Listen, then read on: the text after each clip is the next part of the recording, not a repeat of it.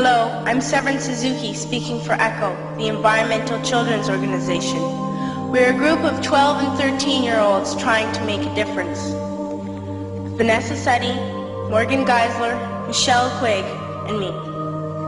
We've raised all the money to come here ourselves, to come 5,000 miles to tell you adults you must change your ways. Coming up here today, I have no hidden agenda. I am fighting for my future. Losing my future is not like losing an election or a few points on the stock market. I am here to speak for all generations to come. I am here to speak on behalf of the starving children around the world whose cries go unheard. I am here to speak for the countless animals dying across this planet because they have nowhere left to go. I am afraid to go out in the sun now because of the holes in our ozone. I am afraid to breathe the air because I don't know what chemicals are in it. I used to go fishing in Vancouver, my home, with my dad, until just a few years ago we found the fish full of cancers. And now we hear of animals and plants going extinct, every day vanishing forever. In my life, I have dreamt of seeing the great herds of wild animals, jungles and rainforests full of birds and butterflies. But now I wonder if they will even exist for my children to see. Did you have to worry of these things when you were my age? All this is happening before our eyes, and yet we act as if we have all the time we want and all the solutions.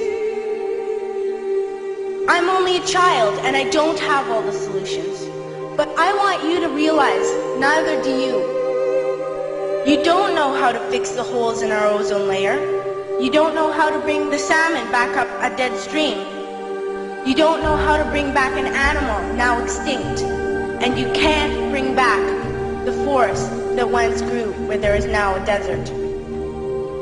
If you don't know how to fix it, please stop breaking it. Here, you may be delegates of your government, business people, organizers, reporters, or politicians, but really, your mothers and fathers, sisters and brothers, aunts and uncles, and all of you are someone's child. I'm only a child, yet I know we are all part of a family, 5 billion strong, in fact, 30 million species strong. And borders and governments will never change that.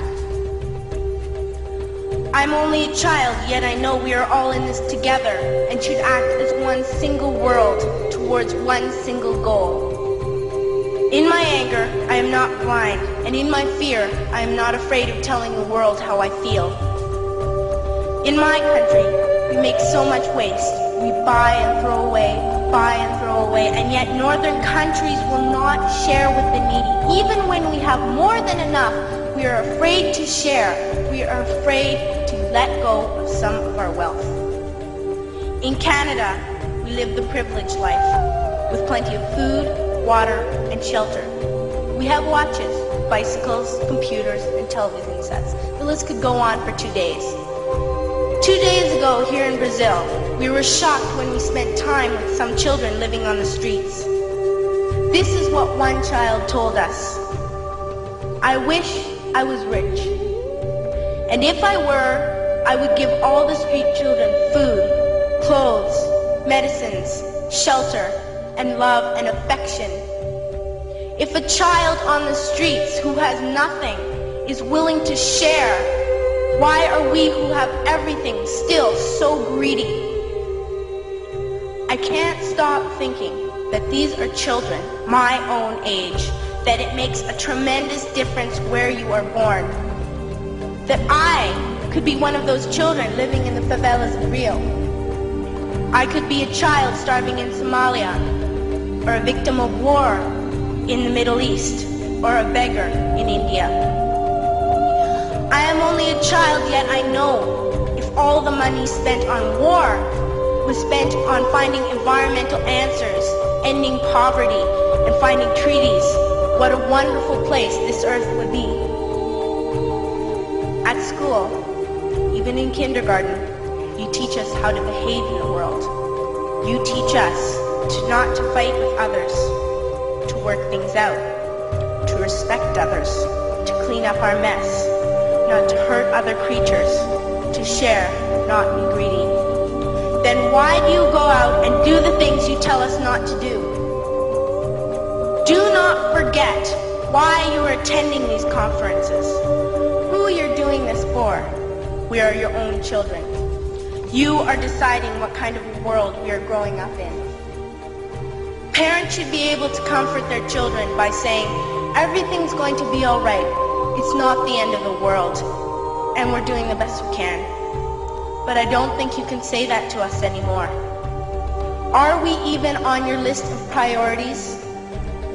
My dad always says, you are what you do, not what you say. Well, what you do makes me cry at night. You grown-ups say you love us, but I challenge you, please, make your actions reflect your words. Thank you.